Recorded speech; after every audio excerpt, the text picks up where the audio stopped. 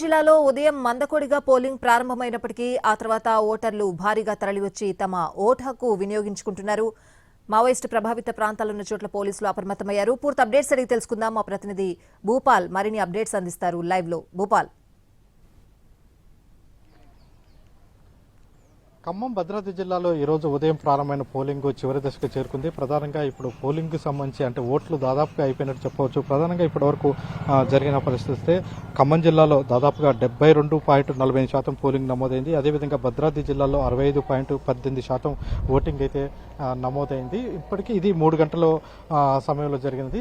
అయితే ఇప్పటి వరకు మనం చూస్తున్నాం ఇక్కడ తల్దార్పల్లి అనే ఒక విలేజ్లో ఉన్నాం. ఇది సమస్యాత్మక ప్రాంతం. ఈ ప్రాంతంలో 60 ఏళ్లుగా ఇక్కడ ఎప్పుడు ఏకగ్రీవంగా జరుగుతుంటే పరిస్థితి ఉంటుంది. అయితే ఈసారి ఒక వార్డు ఏకగ్రీవం కాగా 2 వార్డులకు మాత్రం ఎన్నిక జరుగుతుంది. గతంలో ఇప్పుడు సిపిఎం పార్టీకి సంబంధించిన వాళ్ళే ఏకగ్రీవం గెలుస్తున్నారు. అట్లాంటి ఊర్లో ఇప్పుడు చూస్తే పోలింగ్ దాదాపు 2 బూతుల్లో కలిపి 1600 ఓట్లుండగా దాదాపుగా 90% ఓటింగ్ అయితే నమోదైంది. ఇదే పరిస్థితి ఖమ్మం భద్రాద్రి జిల్లా వ్యాప్తంగా అన్ని చోట్ల కూడా పోలింగ్ మాత్రం గణనీయంగా ఎక్కువ సంఖ్యలో జరిగిందని చెప్పవచ్చు. అయితే భద్రాద్రి కొత్తగూడెం జిల్లాలో కొత్తగూడెం, అదేవిధంగా అశ్వరాపేట, ఇల్లందు ఈ 3 మున్సిపాలిటీలు ఉన్నాయి. అంటే కొత్తగూడెం కార్పొరేషను 2 మున్సిపాలిటీలు ఉంటాయి. ఈ 2 మున్సిపాలిటీ వీటిలో కూడా దాదాపుగా ఇప్పటివరకు 90% వరకు పోలింగ్ నమోదైంది. అయితే కొన్ని అంటే ఓటర్లు దొరకని వాళ్ళు మాత్రమే కొంత ఖాళీ ఉంది. ఎక్కడ కూడా పోలింగ్ బూత్లో మాత్రం ఇప్పుడు జనం అయితే కనపడుతున్న పరిస్థితి ఉంది.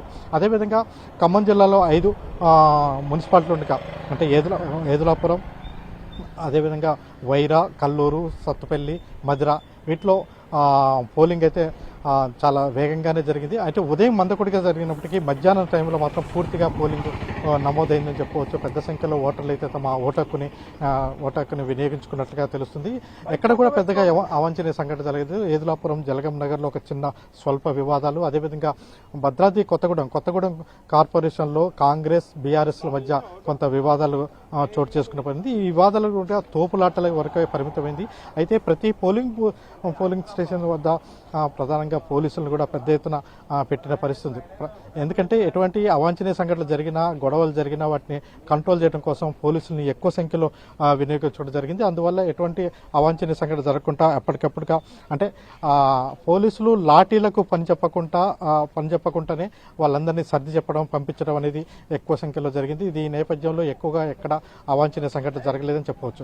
అయితే భద్రాద్రి కొత్తగూడెం జిల్లాకు సంబంధించి కొత్తగూడెం, ఇల్లందు, అశ్వరాపేట ఈ 3 కొంత గిరిజన ప్రాంతాలు, అదేవిధంగా మారుమూల పల్లెలు కూడా ఈ మున్సిపాలిటీలో ఉన్న పరిస్థితి ఉంది. ఇక్కడ ఈ నేపథ్యంలో కొంత బందోబస్తును, అదేవిధంగా పోలింగ్ కూడా ఎక్కువ అంటే పోలింగ్ కేంద్రాలు కూడా ఎక్కువగా ఏర్పాటు చేశారు. అదేవిధంగా సమస్యాత్మక ప్రాంతాలు కూడా ఈ 3 చోట్ల సమస్యాత్మక ప్రాంతాలు ఒక 200 వరకు గుర్తించారు. గుర్తించిన సమస్యాత్మక ప్రాంతాల్లో గత 3 రోజుల బట్టి పోలీస్ యంత్రాంగం అంటే ఆ వార్డులోకి వెళ్ళడం, అక్కడ పెద్ద మనుషులతో వాళ్ళతో మాట్లాడటం, రాజకీయ పార్టీలతో మాట్లాడటం ఇచ్చేశారు. అదేవిధంగా ఖమ్మం జిల్లా విషయానికి వచ్చేసరికి వైరాలో కొంత స్వల్ప ఉద్రిక్త 1-2 చోట్ల జరిగింది.